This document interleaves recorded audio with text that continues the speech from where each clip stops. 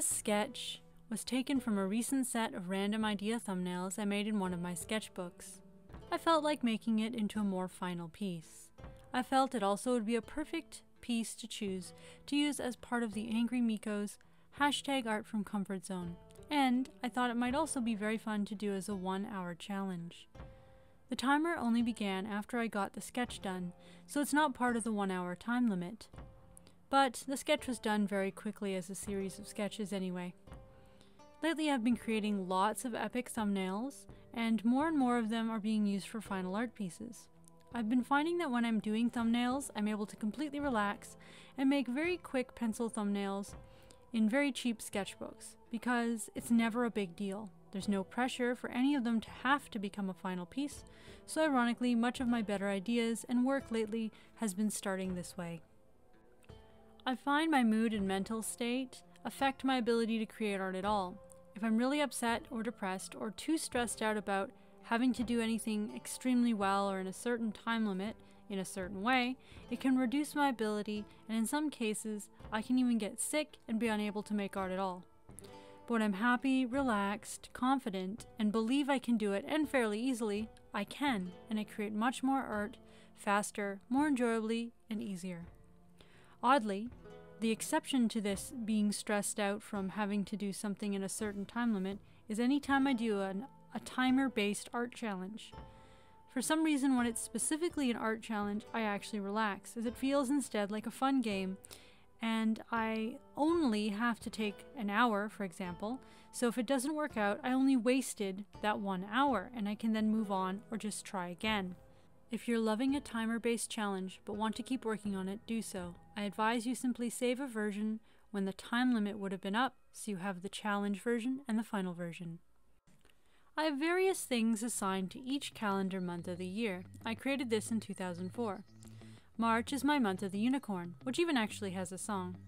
Let me know in the comments below if you want a version of the song done as a music video.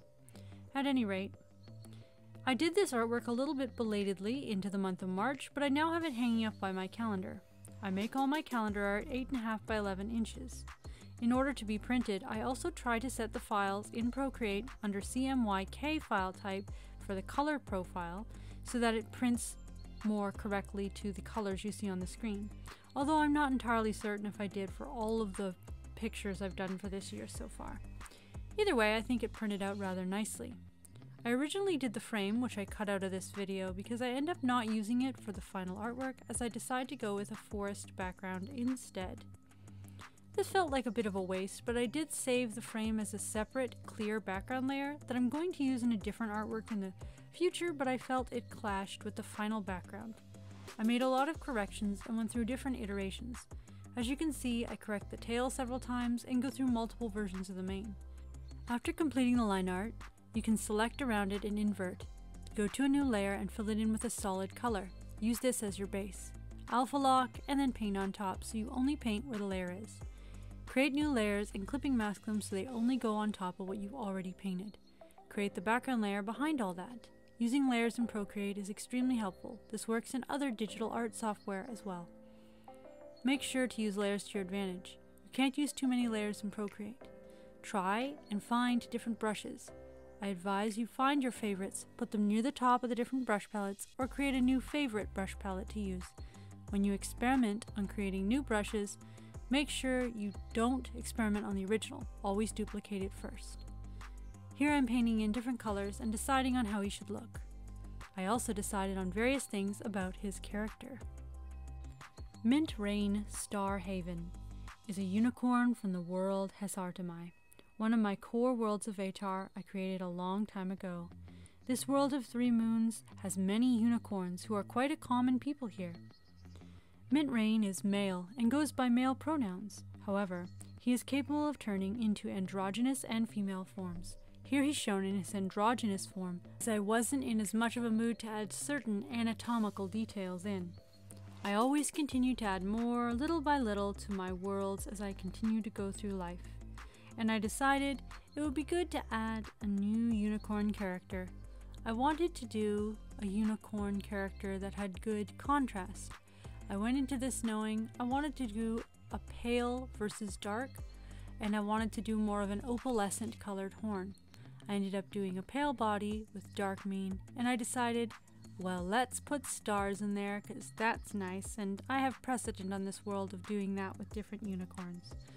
There are a lot of different sub-varieties of unicorns on this world. Some have solid hooves, some have more horse-like tails, some are long and slender, some are more short and pony-like, and there's lots of different colorations and anatomical variations because there's a bunch of different sub-varieties. There are actually no humans on this world, though there are varieties of sentient cats and griffin, as well as unicorn and pegasi, and a few other mythical creatures, including phoenixes, and they are the people of this world. It's a wild world with no human-like architecture or humanoids at all. A humanoid-free world without money and without buildings. And yet, it still has culture. It's a fun world. Let me know in the comments if you want to know more about this world and want future videos with content from this world. In the end, I quickly added a sparkle around the horn, and now, on for the month of the wildcat. April is month of the wildcat, and rather than doing it late, I decided I better get on things and actually get the artwork done before next month, so I have it printed and ready to go up for next month, for the first time this year. The Sabaran wildcat is from my main world of Alpha Vetar. I used to call it the Saber Lynx. I was referencing a very old picture from before the year 2000 that I drew of the original version of this in pencil crayon and in pencil. And it went through a bit of a redesign for this, but it still looks a lot like that original one.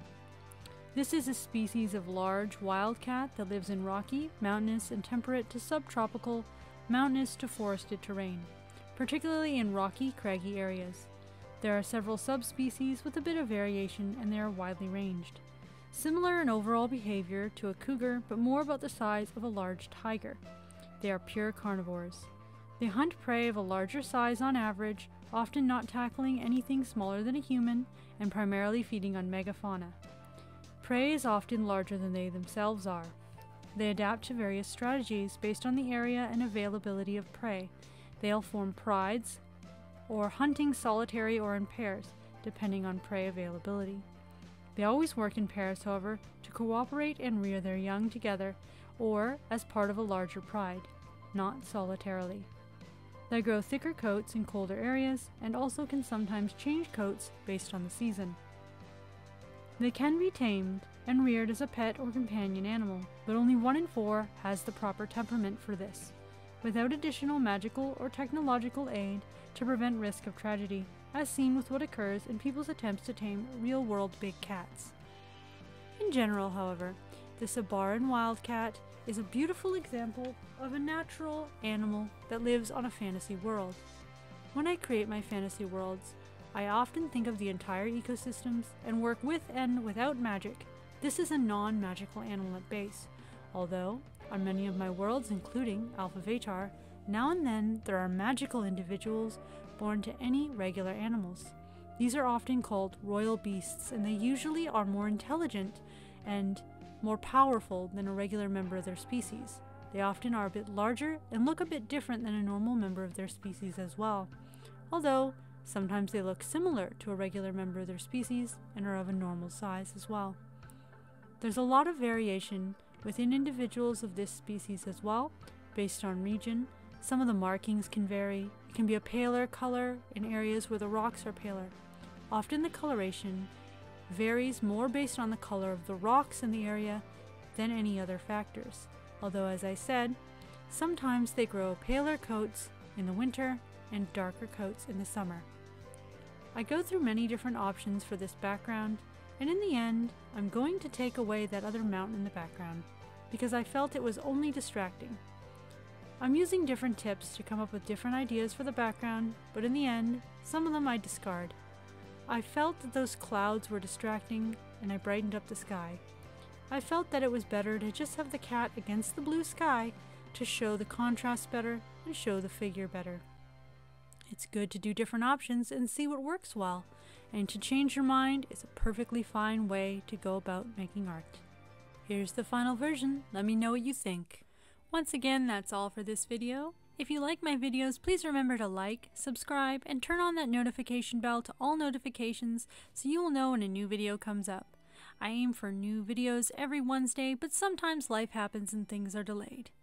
I hope that you enjoyed this video, and we'll see you with another one very soon.